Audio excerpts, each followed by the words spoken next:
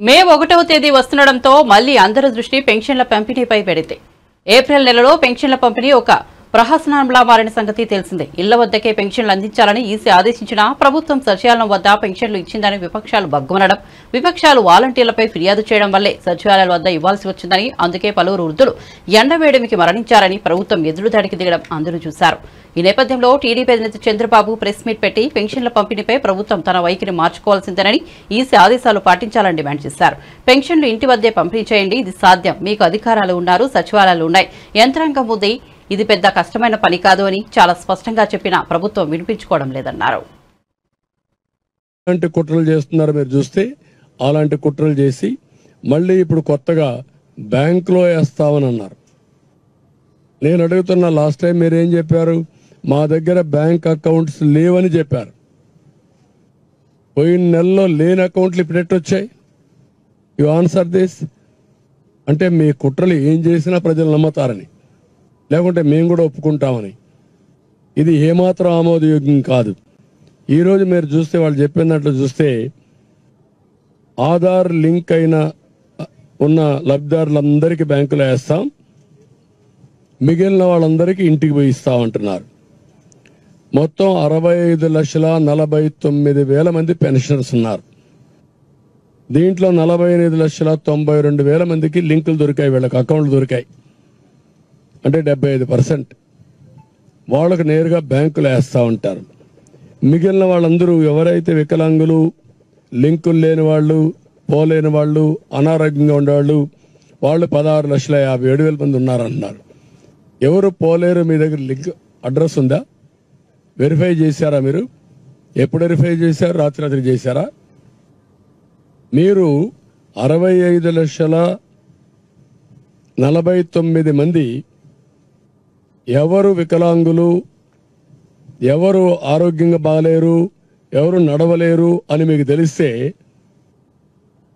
అంటే పోయి వెరిఫై చేసిన వాళ్ళకే ఇవ్వచ్చు కదా ఇంటి తెరిపి. నేను అడుగుతున్నాను, నీకు 75% అకౌంట్లు ఉన్నాయంటున్నారు, 25% అకౌంట్లు లేవంటున్నారు. పోయినసారి మా దగ్గర అకౌంట్లు లేవన్నారు. ఇప్పుడేమంటున్నారు మళ్ళీ? ఈ యొక్క 25 లక్షలు కూడా దీంట్లో అనారోగ్యంతో ఉన్నారంటున్నారు. అనారోగ్యంతో ఉన్నారని నీకెడ తెలిసింది? ఎప్పుడు చెక్ చేసావు నువ్వు? దాన్ని బట్టి ఆలోచించుకుంటే బోగస్ ఇన్ఫర్మేషన్తో వీళ్ళు కాలయాపన చేస్తున్నారు. ఇది కరెక్ట్ అప్రోచ్ కాదు, ఇది వాస్తవానికి దూరం. ఈ విషయం వీళ్ళు గుర్తుపెట్టుకోవాల్సిన అవసరం ఉంది. ప్రజల్ని మోసం చేయొద్దండి. ప్రభుత్వ యంత్రాంగం బాధ్యతాయుతంగా పనిచేయాలి తప్ప బాధ్యత రహితంగా పనిచేయడం కరెక్ట్ కాదని కూడా హెచ్చరిస్తున్నా. ఇవన్నీ చూసినప్పుడు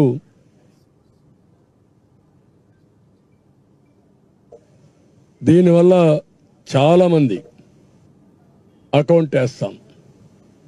ముసలి వాళ్ళకి అకౌంట్ వేసిన తర్వాత బ్యాంకులో పడిందా లేదా తెలుసుకోవాలి కదా.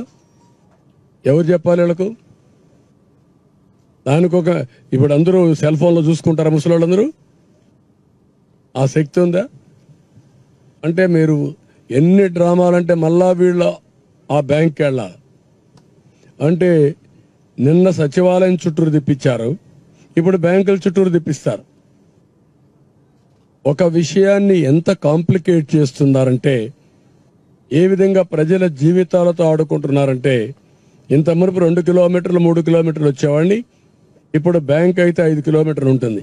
కనీసం అన్ని ఊర్లలో పక్కనే బ్యాంక్ ఉండదు. ప్రతి ఒక్క పంచాయతీలో కూడా కొన్ని బ్యాంకులు ఉండవు. అంటే పంచాయతీలు ఇచ్చేది పోయి ఇప్పుడు వేరే దగ్గరికి పోవాలి. అక్కడ మేనేజర్ లేకపోతే పడిగాపులు గాయాలి. అంటే వీళ్ళ అవసరానికి డబ్బులు రాకుండా చేసి మళ్ళీ నిందలేయాలి, బురద జల్లాలి. ఇది ఒక కార్యక్రమం కింద పెట్టుకొని కుట్ర చేసేదానికి తెరలేపారు. దీన్ని నేను చాలా తీవ్రంగా ఖండిస్తున్నా. 45-46 డిగ్రీలు టెంపరేచర్, వడగాల్పులు, మంచినీళ్ళు లేని పరిస్థితి చాలా గ్రామాల్లో. ఇలాంటి సందర్భంలో ఇప్పుడు ఎక్కడ చూసినా మంచినీళ్ల కోసం ఆందోళన చేస్తున్నారు. ఇంకొక పక్కన ఇలాంటివి చేసి ముసలి వాళ్ళు ఎప్పుడు కూడా ఒక ప్రమాదం ఉంటుంది, బలహీనంగా ఉంటారు, పండుటాకు మారిగా.